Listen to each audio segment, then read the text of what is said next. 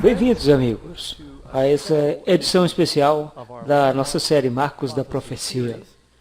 Eu estou muito contente que vocês estejam assistindo. Alguns assistem pela televisão ou internet. Nós recebemos e-mails, mensagens no Facebook de pessoas que estão no mundo inteiro. É muito gratificante saber disso. E eu também agradeço a presença do nosso auditório aqui em Albuquerque, no Novo México. Eu me sinto em casa porque já moramos aqui e ainda tenho familiares. E fico feliz de vocês decidirem estar conosco nesta manhã. Muito obrigado. Hoje à noite? Não é noite. Eu estou acostumado a falar isso. A apresentação desta manhã será um especial, não um estudo bíblico regular, onde nós seguimos uma lição. Uma das coisas que eu geralmente faço quando temos esses encontros, eu separo um tempo para compartilhar com vocês minha experiência pessoal, de como eu cheguei à conclusão das coisas que estou pregando a vocês, e sabendo o transfundo às vezes ajuda. Às vezes relutamos em contar nossa história na primeira ou segunda noite para não corrermos o risco de perdermos a credibilidade, uma vez que vocês escutam a história.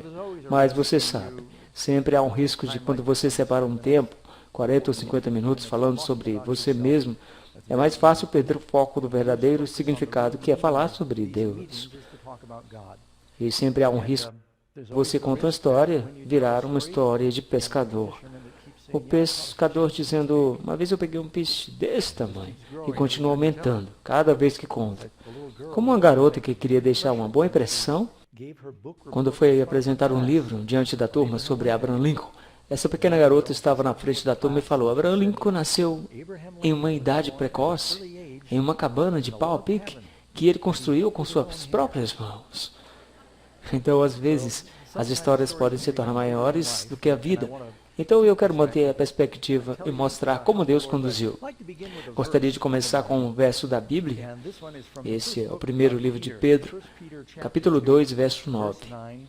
Mas vós sois a geração eleita, o sacerdócio real, a nação santa, o povo adquirido, para que anuncieis as virtudes daquele que vos chamou das trevas para a sua maravilhosa luz.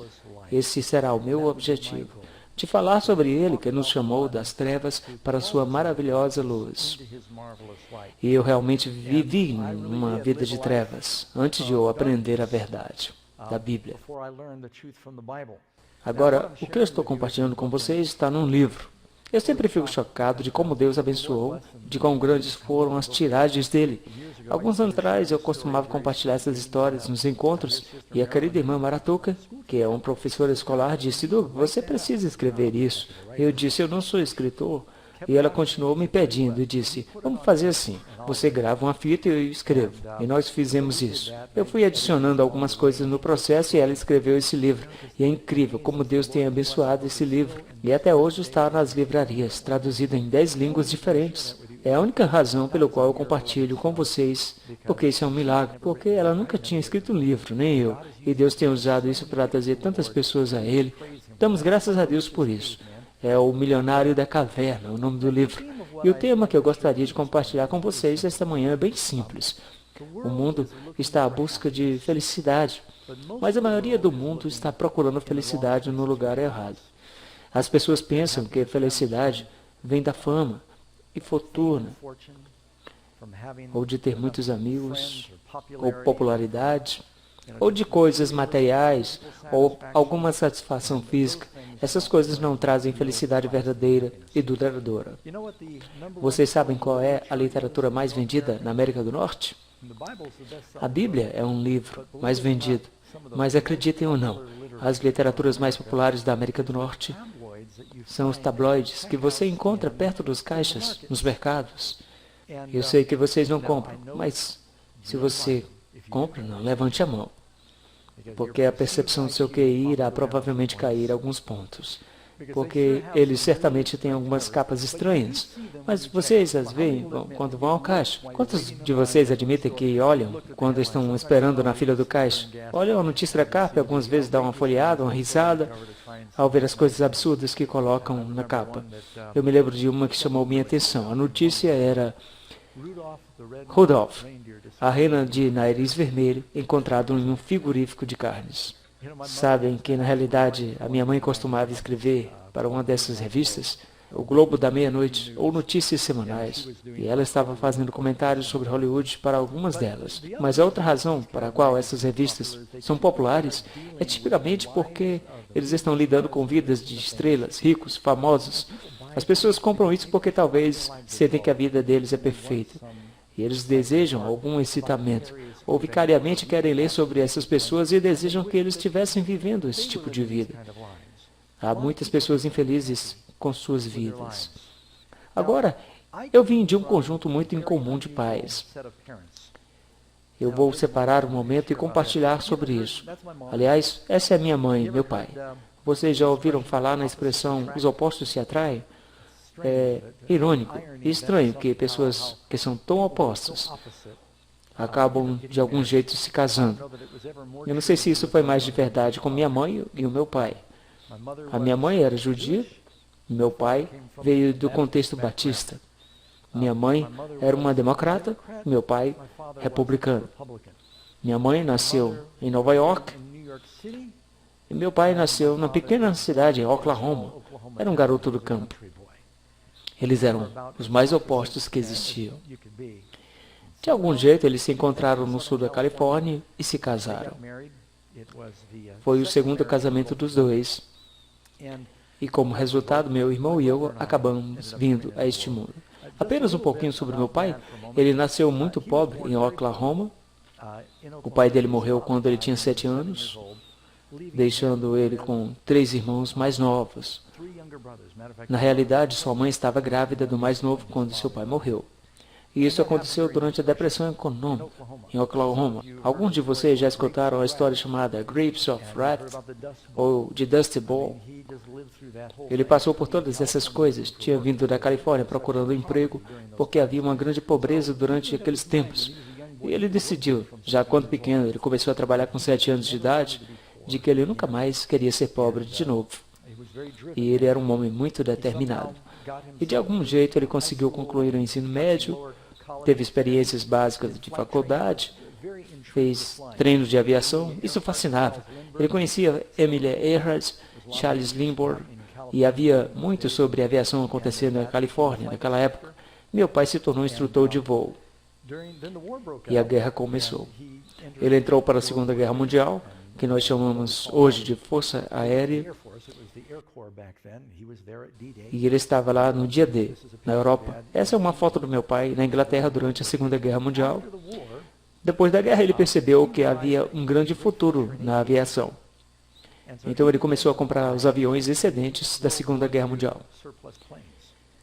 Vocês sabem, depois da guerra, os Estados Unidos tinham todos esses aviões e eles não sabiam o que fazer com eles. Começaram a vender. O Havaí tinha todos aqueles aviões e eu lembro que meu pai contando uma história de como ele voou para o Havaí, comprou um DC-3 e voou sozinho do Havaí de volta. Eu não sei se vocês sabem quão longe é isso em um DC-3. Era aproximadamente 24 horas de voo e você tem que encher o avião de combustível, tem que encher a cabine de combustível, tem que amarrar os comandos com o cinto de segurança. Não existia GPS naquela época, eles usavam uma bússola. Se você perdesse a direção de onde estava indo, você não saberia onde pousar. Mas de alguma forma ele conseguiu e disse que foi o dia mais longo de sua vida, indo e voltando do Havaí. E ele começou com negócios de compra e venda e arrendamento de aeronaves, até que chegou a ser a maior empresa de arrendamento de aeronaves, chamada International Air Leasing. E ele ganhou muito dinheiro. E é o que eu poderia falar sobre meu pai, mas ele foi muito bem sucedido. Mesmo na internet, eles chamam de magnata da aviação. Foi onde eu escutei a palavra pela primeira vez. Conheci pessoas como Howard Hughes e um grande número de pessoas famosas na aviação. E aí, trabalhou muito em torno da Califórnia, no aeroporto de Burbank, onde meu irmão e eu nascemos. Aqui você pode ver algumas manchetes. George Batchelor, como a pessoa mais influente do ano, claro que é no sul da Flórida. Aqui George Batchelor, senhor aviação de Miami. Eventualmente ele mudou a sua empresa do sul da Califórnia para o sul da Flórida, onde ele passou os últimos 30 anos de vida. E ele era um homem muito ativo. Gostava de carros de corrida, esqui aquático, aviões. Ele tinha muito dinheiro, milhões de dólares. Nesta foto, acreditem se quiser, sou eu, há muito tempo atrás, com uma de minhas madrastas. Meu pai tinha carros esportivos, jatinhos. Quando ele quis comprar o melhor jatinho, e ele não tinha certeza qual era o melhor para comprar, então ele comprou 3, testou todos e vendeu os outros 2. E eu acho que ele ainda lucrou com isso. Enfim, ele era um homem de negócios muito bem sucedido, determinado. Mas ele não era muito feliz. Ele casou 5 vezes.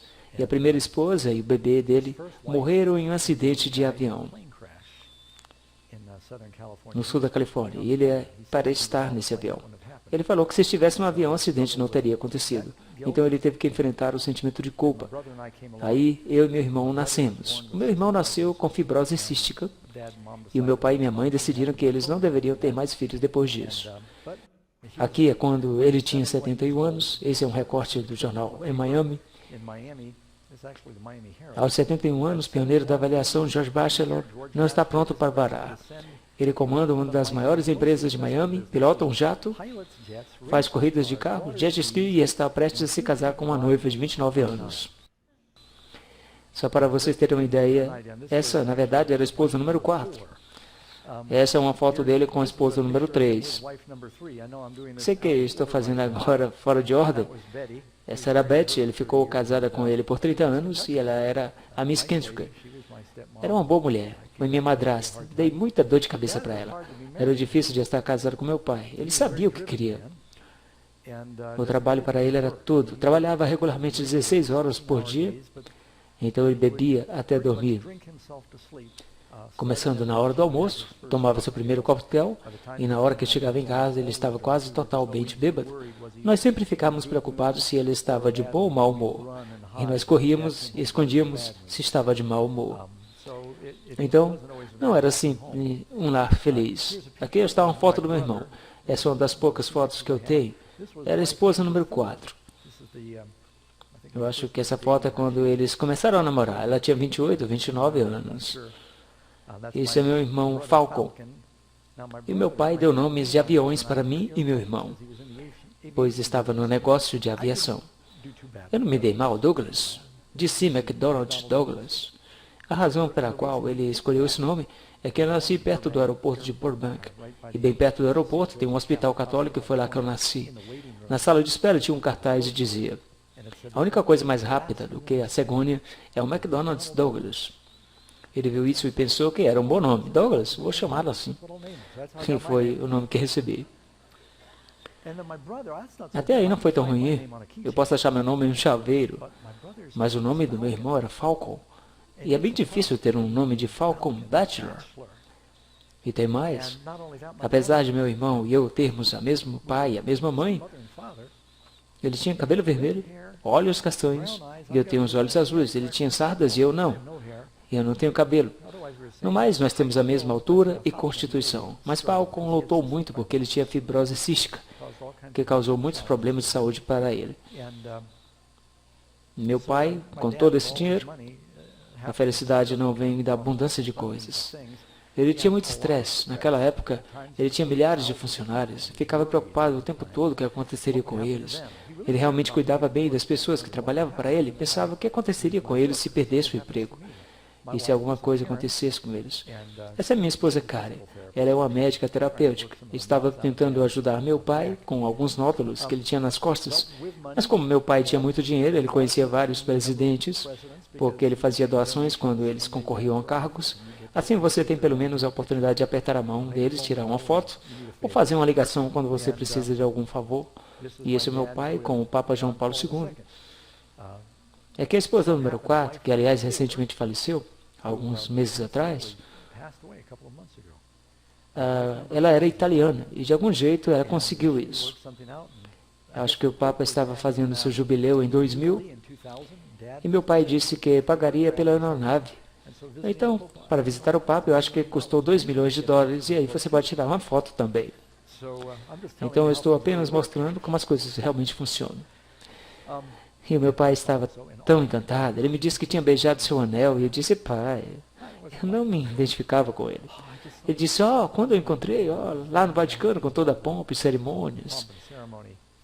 Falando em cerimônia pomposa, você deveria ter visto a festa quando ele se casou com a esposa número 4. O nome dela era Mary. A minha família foi convidada, mas foi bem estranho, porque olha só, a minha esposa, mesmo que ela aparenta ser muito mais jovem, é apenas 6 anos mais nova que eu sou um pouco rodado, por isso pareço mais velho. A esposa do meu pai era mais nova do que a minha esposa. Mas vai melhorar, escuta só. Quando meu pai se casou com Mary, ele tinha um cunhado que tinha 11 anos. E o meu pai tinha 71 ou 72 na época do casamento. Vocês conseguem imaginar isso? Esse é meu cunhado. Mas espere, tem mais. Pegue os seus cartões de crédito. Nós vamos dobrar a sua oferta. A sogra do meu pai era mais nova do que eu. Agora as moças estão pensando, como isso funciona? Mas é verdade. Era muito estranho. Então eu só quero que vocês entendam a minha situação. Eu vim de uma família muito estranha. E nós fomos para o casamento que aconteceu em uma praia, em Miami. Foi em um museu, que era uma mansão. Era algo muito luxuoso. Tinha várias limusines, militares do Valley Park, e as pessoas com seus trajes finos, drinks. Era um casamento altamente elegante da alta sociedade, helicópteros voando, a imprensa. Ali perto havia uma baía, perto de onde o casamento estava acontecendo. No porto onde meu pai tinha um barco, ele tinha um iate que tinha o nome de A Festa Bachelor. Dentro do barco também era muito bonito. E talvez tinha uma foto dessa em algum lugar, quem sabe mais tarde. Mas alguém cometeu o erro de falar para o nosso filho de 13 anos, o nome dele era Daniel, para falar, Daniel, quando você chegar na Flórida e chegar no casamento, você não se esqueça de pular no colo da Maren e falar, vovó, nos conte dos bons e velhos tempos. Eu falei, não fale isso para ele. Ele não fez isso, mas eu acho que ele a chamou de vovó. E isso acabou indo não muito bem. Mas Jesus disse, a vida de qualquer não consiste na abundância do que possui. O dinheiro não é uma boa fundação para a felicidade. Na época que meu pai morreu, ele tinha uma mansão na beira da praia de Miami, vendeu por milhões. Tinha Rolls Royce, Ferraris, todos esses brinquedos, aviões, carros de corrida. E mesmo assim, ele bebia até dormir, todas as noites. Então, quando eu encontro com pessoas que pensam que se tivessem mais dinheiro, seriam mais felizes, eu penso, doce ilusão. Não funciona desse jeito. Jesus disse, não ajunteis tesouros na terra, onde a traça e a ferrugem consomem, e onde os ladrões minam e roubam. Porque essas coisas simplesmente se consomem, não trazem felicidade. E você não pode levá-las com você. Você nunca viu um carro funerário levando seus bens, já viu? Como Jó disse, nu eu cheguei ao mundo e nu eu deixo. Eu me lembro quando eu estava parado no enterro do meu pai, em Oklahoma. Ele foi enterrado pelos seus pais. E isso é tudo que você consegue. Se você não tem Jesus, você não pode levar nada com você. Então agora eu vou mudar e falar sobre minha mãe um pouco. Muito diferente. A minha mãe era judia. O nome do meio dela era Tarshish. Ela nasceu em Nova York, se mudou para a Califórnia com sua família quando era jovem. Eles estavam procurando uma vida melhor. E a minha mãe sempre queria ser famosa. Na minha opinião, ela era muito bonita. E obviamente não puxei minha mãe. Mas ela era muito talentosa. Ela sabia cantar, aprendeu sozinha a tocar violão, tocar piano, tinha várias habilidades, adorava estar na frente. Ela puxou isso do meu avô. Quantos de vocês se lembram do The Gong Show? Meu avô participou desse concurso e ele venceu.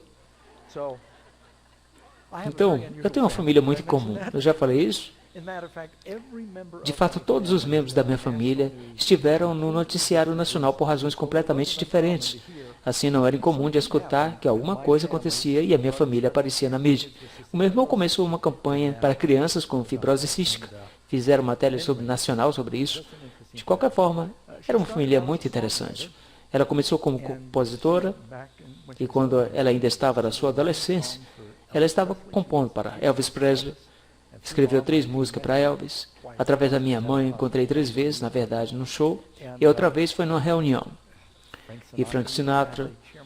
Vocês sabem que quando eu compartilho meu testemunho, os mais jovens nem sabem do que eu estou falando. Frank Avila, alguns lembram de Andy Williams. Ele faleceu apenas há alguns anos atrás.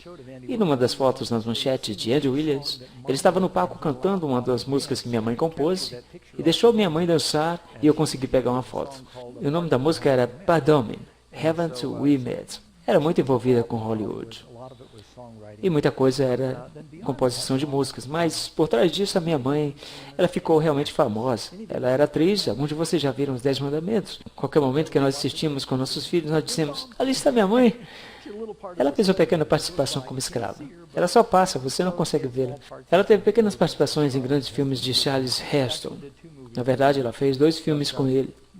Mas na maioria de suas atuações era como crítica de filmes. Escrevia artigos que estavam na Off-Broadway e ela se tornou muito bem sucedida. Na verdade, ela se tornou a presidente dos críticos de filmes de Los Angeles. Essa é uma posição muito poderosa, porque quando você está nessa posição, se você dá uma boa nota para um filme, alguns de vocês já escutaram Good Morning America, a minha mãe foi uma crítica de filmes nesse programa. E ela tinha um programa tipo Syndication, Rootbusters Hollywood, alguns anos atrás. Agora estou falando, muitos anos atrás. Durante aquela época era uma posição muito poderosa. Se um crítico falava que o filme era ruim, eles perdiam muito dinheiro. E se falasse que era bom, ganhavam muito dinheiro. Então ela conhecia muitas pessoas poderosas e estrelas de Hollywood. Agora quando eu conto essa história, as pessoas... Ah, Doug, você está inventando essas coisas. Ok, vamos ver algumas fotos. Aqui estão as fotos da minha mãe com algumas celebridades. Aqui, Dustin Hoffman. Eu tenho muitas fotos, mas peguei só algumas que vocês ainda podem reconhecer. Essa é uma versão da minha mãe jovem com Sylvester Stallone, Muhammad Ali. Alguém lembra do George Burns, Paul McCartney? Aqui minha mãe está com Warren Beatty, Jimmy Stewart, Bob Hope, Natalie Wood. Algumas pessoas até achavam que eles se pareciam. Aqui ela está com Sally Field, que ainda está atuando hoje em dia, Clint Eastwood, está produzindo Paul Newman, Roger Moore, um dos James Bonds.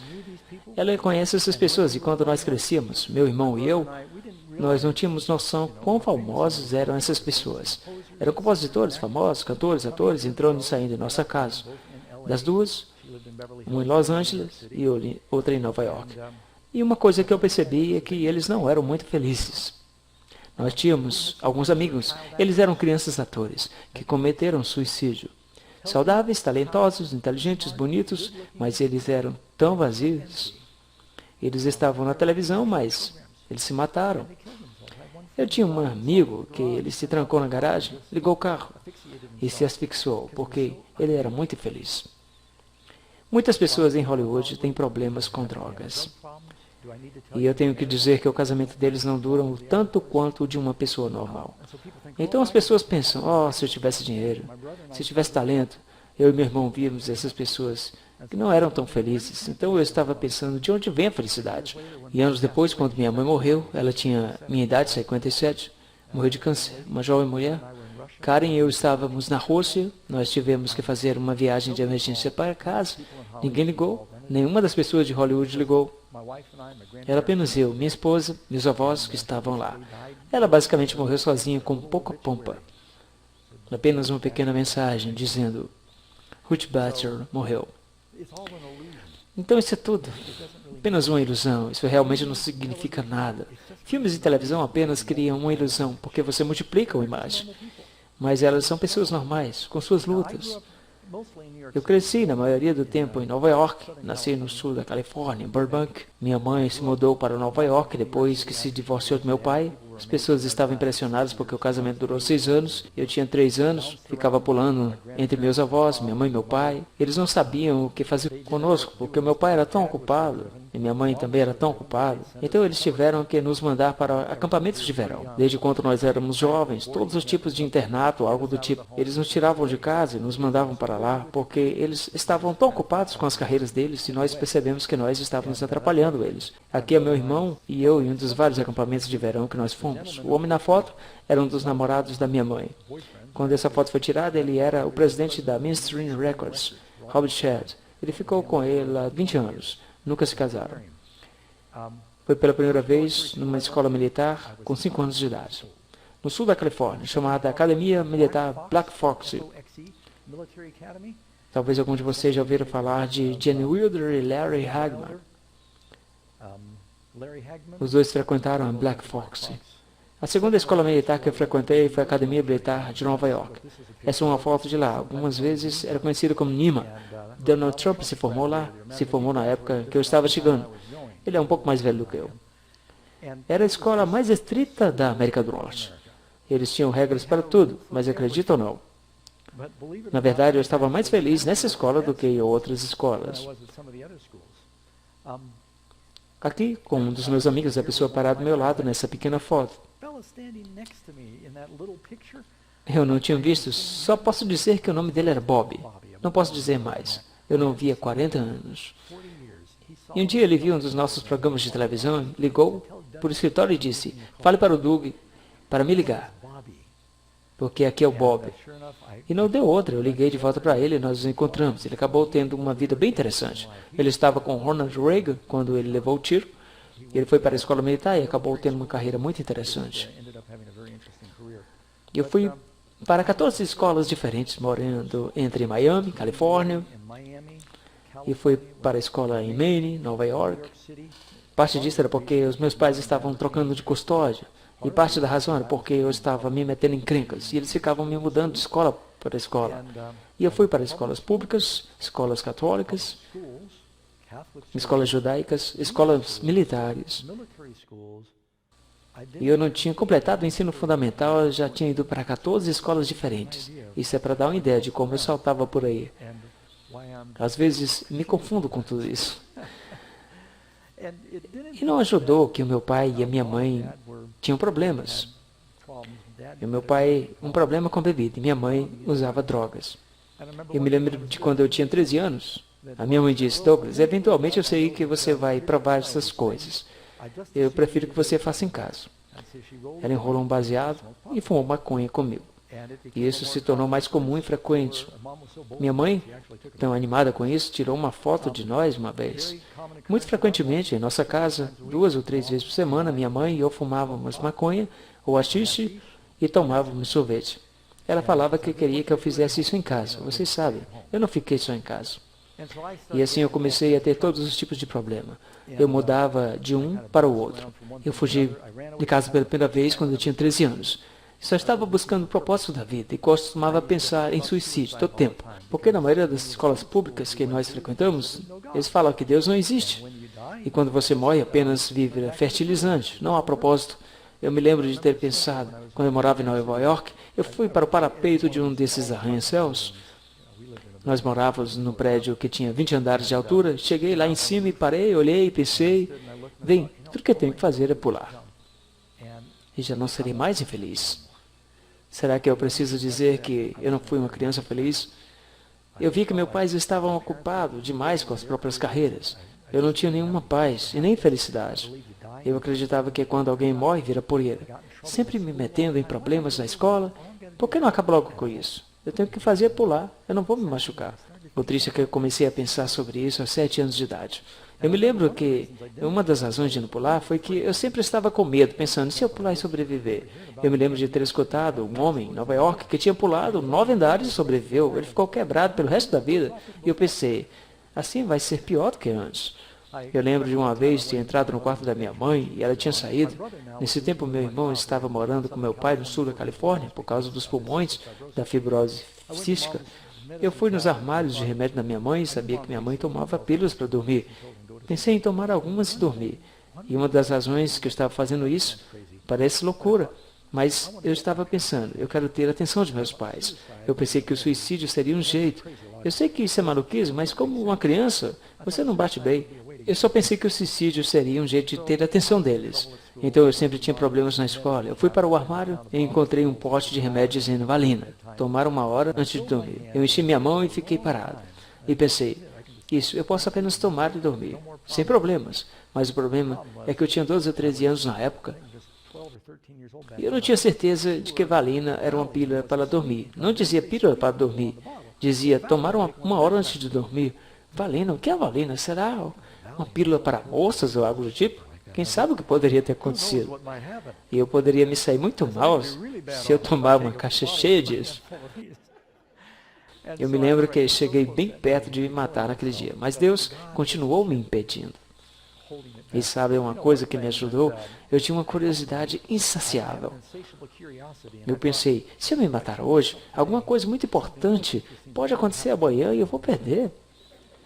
E assim eu adiei o meu suicídio um dia de cada vez, por causa da curiosidade, por anos. Alguns anos depois eu me lembro que minha mãe completou 40 anos. Ela me ligou e falou, sabe, Duke, eu cheguei à conclusão de que minha beleza e talento estão desaparecendo, e eu estou pensando em acabar com minha vida. Aí eu falei, mãe, deixa eu te dizer como eu lido com isso.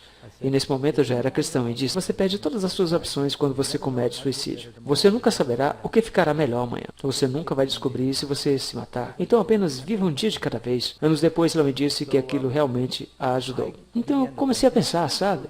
Porque se matar fazendo alguma coisa chata, como pulando de um prédio ou tomando uma mão cheia de remédios, então eu escutei um comercial de cerveja que falava, você só vive uma vez na vida, então agarre todo o gosto que você puder. Eu não estava muito certo do que o gosto era, mas eu pensei, isso parece muito bom.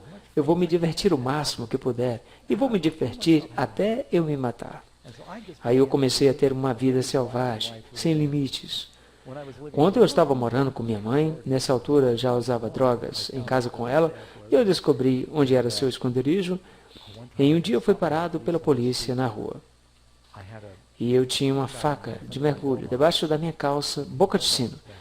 E eu usava a calça boca de sino naquela época. E a polícia me levou para a porta da minha mãe. Aliás, sabe quem morava em cima da gente? O Lloyd Bridges e seus filhos, Pooh e Jeff Bridges, em nosso prédio.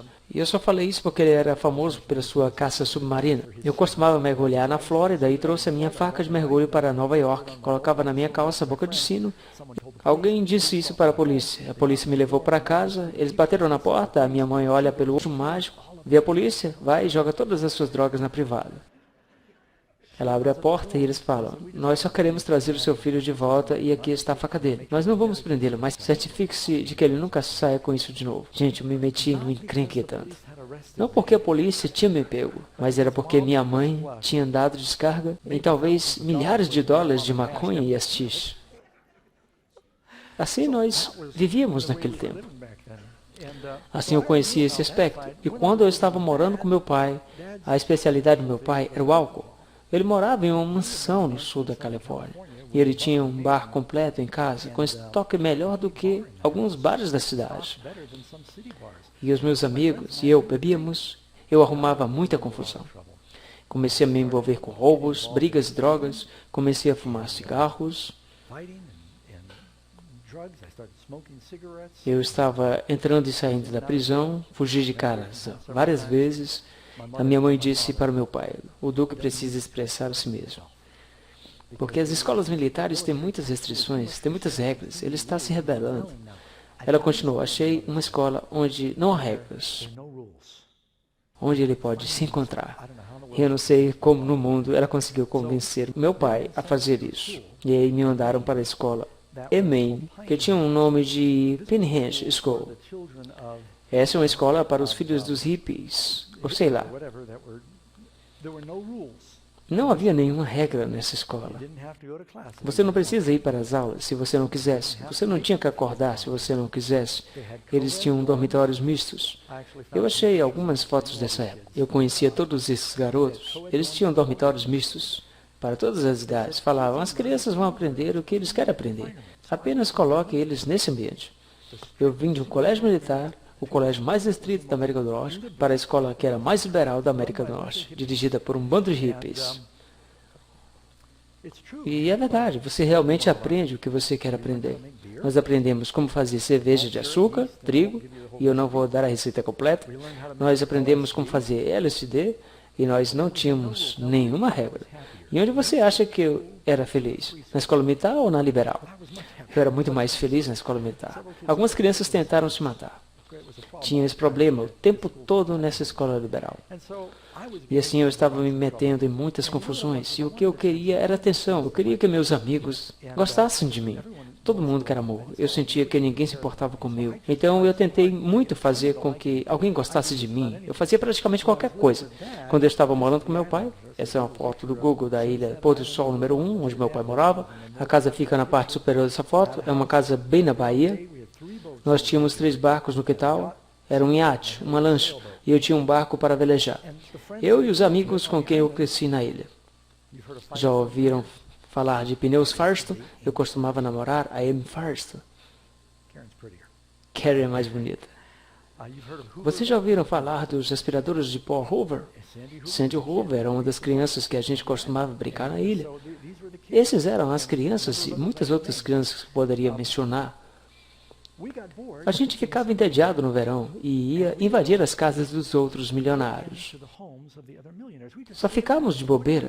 O que você quer fazer? Eu não sei. Por que a gente não invade uma casa? E a gente ia e se desafiava. Sabe, crianças não têm nada para fazer. E a gente invadia a casa, não importava o que a gente roubava. Só roube alguma coisa para mostrar que você esteve lá. Eu roubei uma raquete de tênis. Não significava nada. Então eles começaram a me desafiar. Eu te desafio a invadir a casa enquanto as pessoas estão lá dentro. E você pode ver as luzes acesas. Sabíamos que as portas estavam abertas porque a ilha tinha segurança. Então as pessoas estavam bem relaxadas e a gente invadia e roubava alguma coisa. E eu faria qualquer coisa que meus amigos faziam. Essa história, bem em particular, foi bem interessante. Os guardas da ilha tentavam descobrir como esses ladrões estavam chegando à ilha, porque havia um portão, havia apenas uma ponte para chegar à ilha, e estava cheia de guardas e eles paravam todo mundo que queria entrar à ilha. E essas ondas de assalto na ilha, a gente sentava e ria quando víamos os barcos da polícia patrulhando a ilha, tentando saber como esses ladrões estavam chegando à ilha. E eram os filhos dos milionários invadindo a casa dos outros. Vamos invadir a sua casa. Nós invadimos a minha casa semana passada. Excesso de estupidez. Eles me desafiavam a pular da ponte na água e eu faria apenas para conseguir a atenção deles. E as coisas continuaram progressivamente a ficar pior. Drogas, roubos. Eu comecei a invadir casas de outras pessoas e roubava carros, fugia da polícia e fui para a autoescola várias vezes, mesmo antes de ter carteira, por causa dos problemas que eu tinha. Mas uma coisa interessante aconteceu. Eu finalmente saí de casa quando eu tinha 15 anos e eu falei para o meu pai, a minha madrasta falou, ele sai ou eu saio. Eu não a culpo, eu era realmente um problema. O meu pai me mandou para um dos hotéis dele e falou, você vai ter que morar aqui. Isso não funcionou muito tempo e finalmente eu falei, pai, eu tenho que sair. E ele falou, eu não sei mais o que fazer com você, eu já tentei de tudo. Eu respondi, tenho que descobrir isso por mim mesmo. E eu saí. Virei um mochileiro, com 15 anos, peguei carona e fui para Boston. Fui preso várias vezes e meu pai teve que me tirar da cadeia. A única coisa que ele disse foi que não sabia o que fazer comigo. Então fui para Boston. Eu tinha falsificado minha carteira de motorista. Eu nasci em 57 e mudei a minha data de nascimento para 52. Eu tinha uma identidade falsa que falava que eu era mais velho do que eu era. Daí eu consegui um apartamento em Boston. Comecei a invadir casas e roubar. Roubava carros, usava drogas e tinha um trabalho de meio período como um guarda de segurança. Acredita não, chamado A Inteligência de Boston. Eu trabalhava como segurança à noite e roubava de dia. E era como se eu estivesse de mudança. Enquanto eu estava vivendo assim em Boston, me metendo em vários problemas, eu conheci um amigo que era muito religioso. E ele também era segurança. E descobriu o que eu fazia na parte do dia. E eu falei, Derry, você vai me entregar? Ele respondeu, não, Doug. Eu não preciso te entregar. Seu karma vai te pegar. Como assim? Ele falou, tudo que você faz, volta. Eu disse, Deus não existe. Eu era praticamente um ateísta. A minha mãe era judia, mas sabiam que você pode ser uma judia e ainda ser uma ateísta? Ela era muito orgulhosa de suas raízes judaicas, mas ela não praticava nada de religião. E o meu pai, mesmo que ele tinha sido criado como um batista, era praticamente um agnóstico. Então eu falei, não existe Deus. Eu roubei uma televisão, nada aconteceu comigo. E ele falou, você vai ver. E não muito depois que ele me falou isso, eu acordei no meu apartamento em Boston, e a porta estava aberta. Eu revisei meus pertences e percebi que minha TV tinha sido roubada. E também meu rádio. Fiquei bravo, liguei para a polícia e falei, vocês têm que prender esses ladrões. Eu pago meus impostos para vocês fazerem esse trabalho. Eu estava muito indignado. Comecei a perceber e ver que tudo que eu fazia parecia sair pela culatra. Eu roubava alguma coisa, meus amigos eram todos ladrões. Eles roubavam de mim. E eu roubava alguma coisa e eu geralmente estava chapado e bêbado. E quando eu estava sóbrio, eu me perguntava, onde mesmo que eu pus isso? Ou eu não sabia onde coloquei um dinheiro. Uma vez eu roubei uma coisa, e me lembro de uma vez que eu coloquei minha vida em risco para roubar um rádio. Liguei o fio, mas estava quebrado. Nem funcionava mais. Eu comecei a pensar, tem que haver um Deus. Jesus disse, faça com os outros o que você quer que faça com você. E tudo que eu estava fazendo parecia que estava voltando para mim. O que realmente me convenceu foi uma pequena coisa. Eu fui à casa de uma pessoa. Aliás, eu não parei imediatamente de roubar, eu só tinha dado um tempo. Eu fui à casa de uma pessoa e roubei uma caixa de mix para panquecas. Eu sei que isso é burrice, mas fiz porque era um mix integral para panquecas instantâneas. Vocês veem que idiotice isso era. Porque eu estava bebendo, fumando, eu estava usando drogas, mas como hippie, eu só queria usar panquecas de farinha integral. Lá estava essa caixa novinha de mix para panquecas instantâneas. E isso é antes de existir o código de barras. Eles usavam um pequeno selo redondo. Colocavam esse selo com o preço em cima, $1,19. Eu roubei e naquele dia eu voltei para minha casa. E alguns dos amigos estavam lá enquanto eu tinha saído.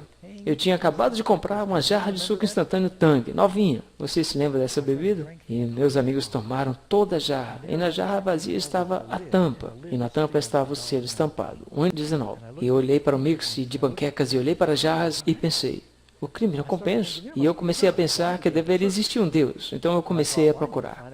Eu pensei, eu preciso encontrar. Qual é o propósito? Daí eu comecei a ir por todas essas diferentes religiões. De repente tornei-me interessado em religião. Eu nem pensava em cristianismo porque eu achava que eram todos hipócritas. Porque você via nas notícias, eles falam sobre os protestantes na Irlanda, brigando com os católicos e vice-versa. Eu concluía, os cristãos são todos hipócritas. Eu ligava a televisão e via esses programas evangélicos. Para mim eles eram uma forma inferior de vida.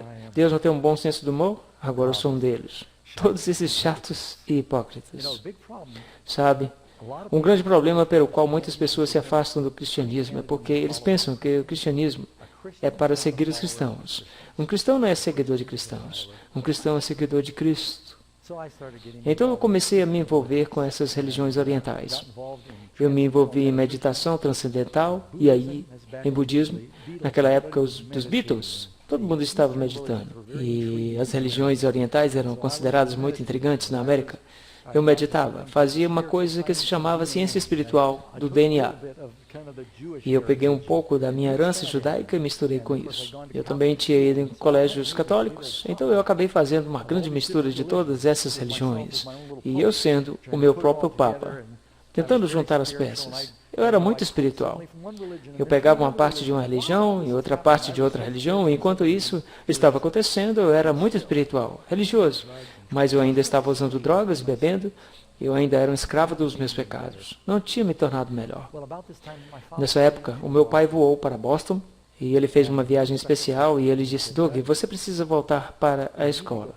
Eu mostrei para ele, olha pai, aqui está meu uniforme. Eu tenho meu próprio emprego. Mostrei o meu próprio apartamento. Deixa eu te pagar um jantar. Eu mostrei que eu tinha bastante dinheiro dos roubos e tal. A certa altura eu tinha 2 empregos. Eu trabalhava duro. Eu tinha 2 empregos legítimos, mais os roubos. Eu trabalhava em uma empresa de inoxidáveis, onde nós fazíamos peças de botas. Seja como for, meu pai falou, você está desperdiçando a vida. O meu irmão Falco estava doente, ele não podia tomar conta dos negócios da família. Eu tinha o meu irmão, da terceira esposa de meu pai, a Beth. Ele começou a fazer o que podia, mas meu pai disse, você está jogando fora a sua vida, você precisa de educação. Eu disse ainda, Doug, eu achei uma boa escola para você. Você gosta de aventura, essa é uma escola em um barco, que era chamada Flint School. Havia 2 escolas como essa naquela época. Num, eles faziam um filme chamado White School. Era uma escola para garotos. Essa aí é mista. Eram escolas unicamente no barco, muito caras, que velejavam ao redor do mundo. E eles ensinavam no barco. Meu pai disse, você vai fazer esportes aquáticos, mergulhos. Tinha garotas, porque eu falei que eu não ia voltar para a escola militar, porque naquela época na academia militar em Nova York não tinha garotas. Mas hoje tem. Eu falei que não ia voltar para a escola só de garotos. Você vai amar, disse ele. Ele me implorou. De algum jeito, ele me arranjou um passaporte, voei para Milão, na Itália. Me colocou nesse barco-escola. Na verdade, eram 2 barcos e navegavam juntos, a Flint School. Depois que ele me deixou, eu percebi que isso era meio que um truque, porque era uma escola bem única para os filhos dos políticos e milionários. Para tirá-los de seu ambiente, eles tinham muitas crianças envolvidas em furtos, armas e drogas nessa época, e eles os tiravam desse ambiente, colocavam em ambiente controlado, ensinavam princípios de negócio, mas eles ensinavam ateísmo. Agora eu era bem espiritual, eles nos mostravam filmes de Darwin e falavam para a gente ler livros da Ayn Rand, Atlas Shrugged. Eu não sei se vocês conhecem isso. Fala tipo que você é Deus. E eu me rebelei. Eu não queria participar. No colégio militar, se você desobedecer, eles te batem com cinto. Eles podiam naquela época. Provavelmente hoje eles não fazem mais. Mas essa escola era para os filhos dos políticos, ricos e outros. Eles não tocariam neles. Enquanto isso acontecia, eu estava me revoltando. Eu passei por uma religião chamada Shakti, a ciência espiritual do DNA. E eu estava tentando me tornar com minhas moléculas de DNA, e eu tocava meu gravador no quarto, e o capitão falava, você vai ter que comer no chão se você não participar. Eu falei, ok. Eu comi no chão. Eu perturbava a escola. Eles falavam que eu tinha que ficar no meu quarto, e os meus amigos me traziam comida. E isso continuou por 2 meses. E eu só me rebelei, porque eu pensava que eu tinha sido enganado. Porque eles tomaram meu passaporte, e eu era controlado. Se você fosse preso na Itália ou na Turquia, você teria grandes problemas. Então eu me senti enganado. Eu tinha sido um adulto, eu morava sozinho em Boston, tiveram uma identidade falsa, e agora eu era uma criança de volta na escola, e eu pensava, o que eu fiz para merecer isso? Então nós tivemos uma experiência interessante. Nós estávamos velejando do norte da África, do Tunis, para o porto de Maó, da Espanha. No meio do caminho, nós pegamos uma terrível tempestade. A água estava entrando, a vela principal quebrou, o vento estava uivando, o capitão estava tendo enjoos, a água estava geladíssima, era época do Natal. E o que você acha que o ateu faz quando ele acha que vai morrer? Ele começa a orar. Eu estava fazendo orações. E você faz algumas promessas. Sabe, quando está fazendo algo errado, quando isso acontece. E é claro que medo é uma razão errada de servir a Deus. E assim que a tempestade tinha acabado, nós esquecemos tudo sobre as orações e as promessas. Eu consegui convencer o capitão falando que eu ia cooperar pelas próximas semanas, até a época do Natal, se ele prometesse deixar eu voltar para casa nas férias de Natal. E ele estava tão ansioso de se livrar de mim que ligou para meu pai e disse, combinado. E continuou, Sr. Batchelor, Doug tem mostrado um bom progresso. Nós vamos deixá-lo ir para casa no Natal, porque o meu pai teve que pagar o ano escolar todo adiantado. Então eles não se importavam, eles só queriam se livrar de mim. Entrei num avião em Madrid, na Espanha, pedi cerveja e um pacote de cigarros e falei para eles, você nunca mais me verá de novo. E eles nunca viram. Voltei para os Estados Unidos, fui para as férias de esqui com meu pai. E quando chegou a hora de voltar para a escola, eu fugi pela última vez. Fui mochilar por todo o país. E eu mochilei por milhares de quilômetros. Eu mochilei pelo país e encontrei um lugar quando eu tinha 15 anos, visitando meus avós no deserto de Hot Spring Desert, nas montanhas acima de Palm Springs. Há uma montanha bem alta, com mais de 3.000 metros, chamada Monte Santo Jacinto. Na verdade, no caminho para o topo da montanha há uma caverna. Tinha várias cavernas lá. Eu falei, eu vou encontrar Deus na natureza. Agora, no caminho de Palm Springs, algo interessante aconteceu. Eu fiquei preso na rodovia em Oklahoma. Eu estava com frio, com fome. Todos esses caminhões estavam passando e eu estava com um pouco de ressaca, eu estava desesperado. E eu disse, eu tenho que tentar orar. Depois de ficar ali por horas congelando, porque eu tinha umas roupas da Flórida e era dezembro em Oklahoma, estava congelando. Eu orei e falei, Senhor, eu sei que eu tenho sido uma pessoa terrível. E se o Senhor está aí, você, por favor, poderia me ajudar? Eu preciso de ajuda de 4 coisas, por favor. Me ajude com uma carona para onde eu estou indo, a 2.400 quilômetros pela frente. Por favor, me ajude a conseguir alguma comida, eu estava com fome. Me ajude a arrumar algum dinheiro. Eu havia perdido todo o meu dinheiro bebendo e jogando sinuca. Eu orei por uma carona com uma pessoa normal, porque eu já havia recebido carona de muitas pessoas estranhas. Assim que eu terminei de orar, o próximo veículo veio, parou, me pegou, me levou até o meu destino final em Palm Springs e pegou para mim todo o caminho até lá, o que eu não havia pedido. Eles me deram $40 quando eles me deixaram. Compraram minha comida por todo o caminho, tudo que eu orei a Deus. Ele tinha me dado. Eu pensei, mas que coincidência. Mas eu tinha que escutar ele ou pular fora do carro. Então eu escutei ele, mas pensei, a Bíblia é um conto de fadas. Agora eu vou encontrar a Deus através da natureza. Então me mudei para essa caverna afastada, nas montanhas do deserto. Essa era uma foto de Palm Springs naquela época, metade do caminho onde eu morava. Só para vocês saberem, essa montanha é uma das maiores montanhas do sul da Califórnia. Tem 3.300 metros de altitude e eu não sei qual a altitude desse pico aqui. 10.000 pés, 3.030 metros, para ter uma perspectiva. Palm Springs é no nível do mar, então parece muito mais alto. E na metade do caminho, bem no pé dessa montanha, na base da foto tem uma caverna ao lado de um riacho. E eu queria achar Deus através da natureza, então me mudei para essa caverna. Ali eu morei por mais ou menos 1 ano e meio. Eu só não queria ficar perto de pessoas. Eu estava tão cansado das pessoas de Nova York e eu não me dava bem com as pessoas. Decidi que eu apenas iria tentar achar Deus através da natureza. Eu tirei toda a minha roupa, coisa que não era tão incomum naquela época, acredite ou não.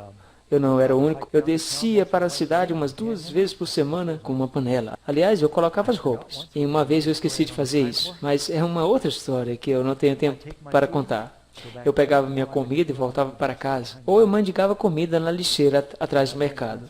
Quando os meus avós descobriram que eu estava procurando comida na lixeira, e eles falaram para o meu pai, como vocês acham que o meu pai se sentiu? Ele trabalhava tão duro para que seus filhos nunca sofressem o que ele sofreu quando era criança. Disseram para ele, Douglas está tirando comida da lixeira, porque eu era muito orgulhoso para pedir qualquer coisa. Sabe, Deus pagou um preço alto para que nós não precisávamos ir para a lixeira do mundo. Ele entregou seu filho, mas ao invés de nós irmos a Jesus para ter felicidade, nós achamos que vamos ter isso na lixeira do diabo. E isso quebra o coração dele. O preço que Deus pagou foi tão alto, e Ele fez tanto que pudéssemos ter a verdadeira felicidade, mas mesmo assim nós voltamos para o lugar errado. Mas o milagre é que quando eu me mudei para essa caverna, essa é uma foto do meu gato Stranger, ele apareceu um dia lá e morou comigo por 1 ano e meio. E eu o chamava de estranho, e ele tomava conta dele mesmo na maior parte do tempo. Às vezes comprava algo para ele. E havia uma Bíblia que alguém esqueceu na caverna, lá em cima, nas montanhas. Daí eu comecei a ler a Bíblia. Alguém me perguntou, era uma Bíblia dos Gideões? Os Gideões que colocaram lá? Eles colocam em todos os quartos de hotéis. Depois, quem sabe, eles colocaram nas cavernas, pensava. Mas não, era uma versão King James. Assim, finalmente, eu comecei a ler a Bíblia, para poder discutir com os cristãos. Disse comigo mesmo, isso não pode ser verdade. Mas eu continuei lendo e percebi que de fato é verdade. Eu pensei, o que eu tenho a perder? Sabe? Eu li a enciclopédia e dizia que Jesus realmente viveu. E eu concluí que Jesus ou era um doido, ou mentiroso, ou ele era o Senhor. Eu acho que C.S. Lewis diz que ou ele tem que ser um lunático, mentiroso, ou é o Senhor. Essas são as únicas opções no que se refere a Jesus. Ele realmente existiu, sabemos o que ele ensinava. Ele seria ou um trapaceiro, ou ele era um insano. Eu fiquei espantado quando eu estava lendo a Bíblia. Com frequente eu lia alguma coisa na Bíblia e descobria, é escrita na parede, é daqui que vem a expressão na Bíblia. Virá outra face, foi Jesus quem falou isso. Nunca tira a primeira pedra, Eu não tinha ideia de que foi Jesus quem tivesse dito isso. Eu escutei isso a minha vida inteira e não sabia que isso vinha da Bíblia. E finalmente cheguei à conclusão. Ele não mentiu. Ele não é louco. Talvez Deus realmente se tornou um homem para salvar. E é um propósito para as nossas vidas. Então eu lá na caverna finalmente decidi. Quer saber? Eu já tentei de tudo. Fiquei de joelhos e falei. Senhor, Eu sou uma bagunça, por favor. Entre no meu coração e me dê um propósito de vida. Eu estava tão distante de Deus quanto uma pessoa poderia estar. Estava andando pelado, para cima e para baixo pelas montanhas. Eu estava comendo comida do lixo, usando drogas, fumando, roubando. Na verdade, eu era um grande zero à esquerda. E eu falei, Senhor, você me daria um propósito de vida? E eu senti Ele perdoando os meus pecados. Ele entrou no meu coração e tudo começou a mudar. Não tudo de uma vez, mas as coisas começaram a acontecer. Uma história bem rápida, antes que eu estoure o tempo. Eu estava tão animado com o Evangelho e sobre as mudanças que Deus estava fazendo na minha vida. Eu disse, Senhor, eu quero falar para as pessoas, mas eu sou medroso. Eu não sei como isso vai acontecer. E eu sinto que tu queres que eu fale e pregue para outras pessoas sobre ti, porque eu estava tão animado. Eu falei, tu vais ter que me mostrar. Não muito tempo depois que eu orei essa oração, eu liguei para minha mãe em Beverly Hills e ela falou, Doug, você não vai acreditar, mas eu almocei com uma pessoa do canal NBC que eles querem voar de helicóptero até a sua caverna e te entrevistar. Logo depois que eu tinha orado, Senhor, se tu queres que eu seja uma testemunha, me avise. Essa é uma foto da minha mãe na minha caverna. Ela voou até lá de helicóptero, eles fizeram uma entrevista em rede nacional, passou em todo o país naquele dia. Meus amigos na cadeia falavam que eles viram 3 vezes em um dia. Daquele dia até hoje, Deus tem aberto as portas para eu compartilhar isso com as pessoas. Essa é uma foto de quando eu estive de volta da caverna algumas vezes durante os anos. Esse é o nosso filho Michael, quando ele tinha 7 anos de idade. Ele passeava comigo lá. Esse é o riacho bem em frente da minha caverna. Nós voltamos lá com toda a explicação. Essa é a Karen no meio com o Steven. Eu voltei lá 1 ano, levei uma outra Bíblia e deixei lá na caverna. Apenas em caso, como uma coisa sentimental que eu fiz. Mas os meus familiares imediatos já morreram. Meu pai, minha mãe. Eu estava com minha mãe quando ela morreu. Eu estava com meu irmão quando ele morreu. Eu me lembro de estar caminhando com meu irmão um dia. Falcon frequentou a escola, fez faculdade, tentou trabalhar com meu pai o tanto quanto a saúde permitia, e você pode ver que eu era a ovelha negra da família. Isso foi no casamento do meu irmão. Eu tinha acabado de sair da caverna, dá para perceber. Eu estava caminhando com meu irmão um dia, e ele me falou, Doug, você é sortudo. Eu falei, uau, e disse, você tem uma casa na praia em Miami Beach, na frente para a água. Tem um barco e carros novos. Você tem tudo que o mundo deseja. E ele disse, Doug, você é sortudo. Eu daria tudo que eu tenho para ter os seus pulmões, para viver um pouco mais. Deus é injusto, o meu irmão falou. Eu sou tão inteligente, mas estou doente. Você é tão saudável, mas é estúpido.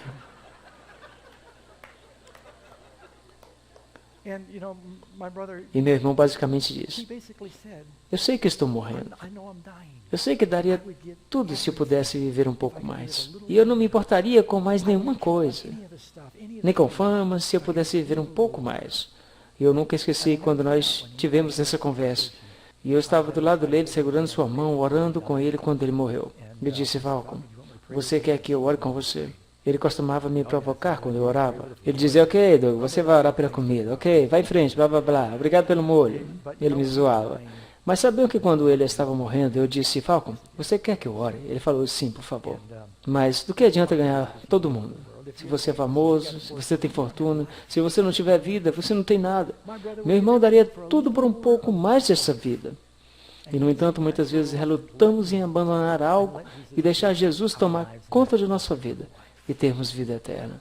Ele quer lhe dar essa vida, mas você tem que pedir a Ele. Ele tem um plano para você. Ele quer te mobilizar. E eu gostaria de orar com vocês antes de encerrarmos. John, você pode vir e cantar com aquele? Obrigado. Quero te convidar, se você nunca fez isso antes, vocês que estão assistindo, se vocês ainda não tomaram a decisão de pedir para Jesus tomar sua vida, eu gostaria de orar com você agora mesmo para que você tome essa decisão. Nós estaríamos doar depois que o John cantar. Pai Celestial, eu oro para que cada pessoa aqui tome sua decisão e se entregue a Jesus. Que venham do jeito que estão e digam, Senhor, ative o seu plano para nossas vidas. Nos dê a paz e a verdadeira felicidade, que não vem da fama ou da fortuna, mas que vem do conhecimento de Ti. Nós oramos em nome de Jesus. Amém. Take my life and let it be conceived